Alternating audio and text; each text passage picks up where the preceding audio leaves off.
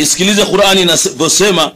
Mola wetu anasema baada a'udhu billahi minash shaitani rajim, kwenye eneo la utu, kwenye eneo la utu Mungu anasema walaqad karramna bani adama wa hamalnahum fil barri wal bahri warzaqnahum min at-tayyibati wa faddalnahum ala kathirin mimman khalaqna tafdila. Mungu anamwambia mtume Muhammad, wewe Muhammad, ndani ya Qur'ani Mungu anamwambia mtume Muhammad, Muhammad, walaqad. Ukisikia Qur'ani inasema laqad, hii qad inaitwa harfu tahqiq,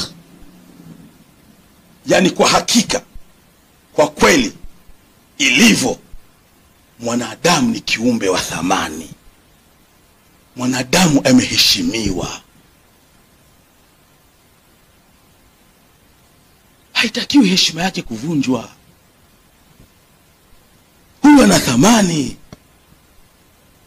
Tumemweka mwanadamu bahara na baharini, tumemruzuku vitu vizuri mwanadamu, tumemfadhili mwanadamu. Sisi katika Qur'ani Mola wetu anazungumzia sana tumefanya, tumeumba.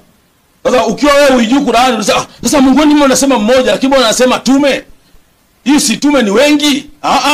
Wewe ujui Qur'ani, njoo tukufundishe. Mungu anatumia ishara ya wingi kwa maana ya kudhihirisha ukubwa wake.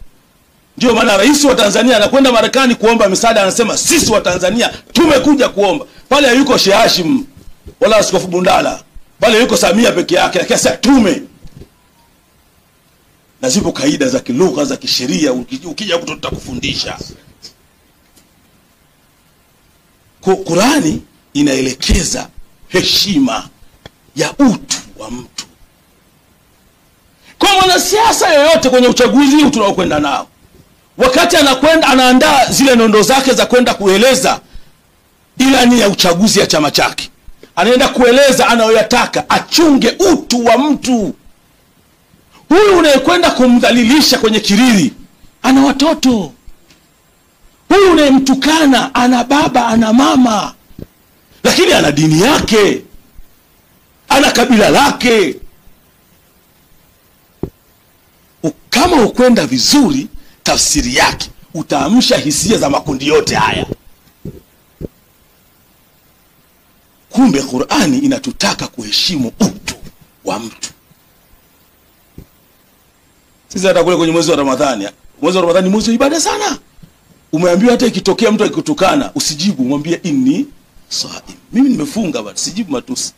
Sasa wewe mwanasiasa, chama cha siasa lengo lake ni kuchukua nchi. Lengo la chama cha siasa ni kuja kuchukua nchi. Hakuna chama cha siasa, ukisikia chama cha siasa lengo lake ni kutawala. Mtu yote asikudanganye.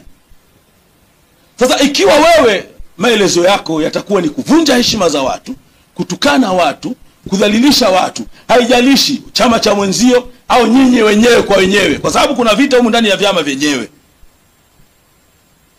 Kuna vita ndani ya vyama vyenyewe. Na hiyo vita ndio tutakayoanza. Tulishuhudia hapa katikati kuna chama kile kinafanya uchaguzi, watu wameadhiriana kama hawajui kuna kesho. Kwa sababu mnavunjana heshima leo, afu kesho mnaenda kuambia hawa watu mlokwisha waaminisha huyu afai, muizi, tapeli, afu kesho sasa huyu ndio mwenyekiti wetu. Hii lugha kwamba siasa ni mchezo mchafu tuache. Afu unasemaje siasa ni mchezo mchafu? Siasa mchezo msafi. Kwa sababu siasa ndio inamtoa rais. Rais ndio amiri jeshi mkuu. Hawi rais mpaka apite kwenye nini? Kwenye siasa. Inakuwaje mchezo mchafu? Siasa inazungumzia maslahi ya watu. Nikabe maneno wa viongozi wa dini msijadili siasa. Tusijadili siasa. Siasa ndio inamleta waziri, anaitwa waziri wa mambo ya ndani. Anasimamia majeshi ya polisi, nini kila kitu. Siasa. Hawi waziri wa mambo ya ndani mpaka apite kwenye nini? Kwenye siasa. Maana yake lazima awe mbunge ndio atauliwa kuwa nani? Rais. Mtaka kutudanganya sisi.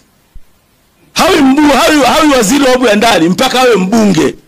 Akiwa mbunge ndiye atauliwa kuwa waziri. Siasa ndio inamleta waziri wa maji. Siasa ndio inamleta waziri wa nishati. Siasa ndio inamleta waziri wa kila kitu. Kwa siasa ni maisha. Unahitaji mchezo mchafu? Ni mchezo msafi. Ila sisi viongozi wa dini tumehusiwa sana. Tunapoambia tusichanganye, haina maana kuisemea au kushauri au kuelekeza. Tusichanganye kwa sababu sisi tuna wanachama wa vyama vyote, ni waumini wetu. Baba Askofu Sekelwa anao Chadema, anao CCM, anao Kafu, anao ACT, hata kile cha ubwabwa anao. Sheikh Kabeki anao Chadema, anao CCM, anao Kafu, anao ACT. Sasa wewe kiongozi wa dini ukitokea ukaonyesha huko upande fulani, tafsiri yake wewe umewagawa waumini wako. Kwa hiyo usichanganye katika sura hiyo. Lakini sio kutoa maoni na kuwataka jamani utu. Tunapokwenda kwenye chaguzi hizi, utu kwa viongozi wa dini, kwa sababu wakati mwingine huu mtego unatuingia hata sisi. Viongozi wa dini najikuta yeye mmeanza kushambuliana. Mara waraka umetoka. Sijui baraza fulani, sijui BAKWATA, sijui utu. Qur'ani inatutaka tuchunge thamani ya mtu. Mtu aheshimiwe kwa namna yoyote alivyo, ni mwanadamu. Ndio maana sisi katika Uislamu hata kwenye masuala ya interfaith kaianza mtume wetu Muhammad. Mtume amekaa hivi anaona jeneza linakuja. Mtume akasimama. Aliposimama maswahaba, ukisikia maswahaba Baba Askofu maana yake wanafunzi wa Mtume Muhammad. Wakamfuata, ya Rasulullah, mtume wa Mungu. Huyu ni jeneza linalopita sio la Muislamu, ni mtu asiyekuwa Muislamu. Kwa lugha nyingine walikuwa wanamtaka asingesimama kutoa heshima kwa yule mwili unaopita. Sikia majibu ya mtume wetu. Anasema, kwani huyo si mwanadamu? Ana imani nyingine, lakini je, si mwanadamu? Sikusimama kwa sababu ya dini yake, nimesimama kwamba kiumbe kitukufu kilichoumbwa na Mungu kwa uweza wake na ufalme wake kimeiaga dunia. Na simama kukipa heshima, nacho si kingine ni ubinadamu. Kuna ubinadamu una thamani kubwa. Tunawashuhudia wale wanasiasa wanatukana mpaka wanasiasa wazao waliokufa. Sisi katika Uislamu mtu akishakufa mnafunga faili lake, mnatakiwa mtaje mema yake, msitaje mabaya yake. Baba Askofu ikikupendeza chukua hiyo. Tunaambiwa udhkuru mahasina mautakum. Ukiweza andika. Baba Askofu anapenda sana kuchukua hivyo vitu. Tajeni mema ya mauti wenu, wakufu amma siwahu, yaficheni yasiyokuwa hayo. Mnataja nini kisha ondoka huyu? Lakini kuna baadhi ya wanasiasa wanaweza kutaja hata mapungufu ya maiti. Maiti anaadhiriwa, tumesahau kama ni mwanadamu. Ili kongamano tamu sana, tukutao mfia dakika 30 tu tuchambue kitu kimoja kimoja, lakini acha niondoke hapa.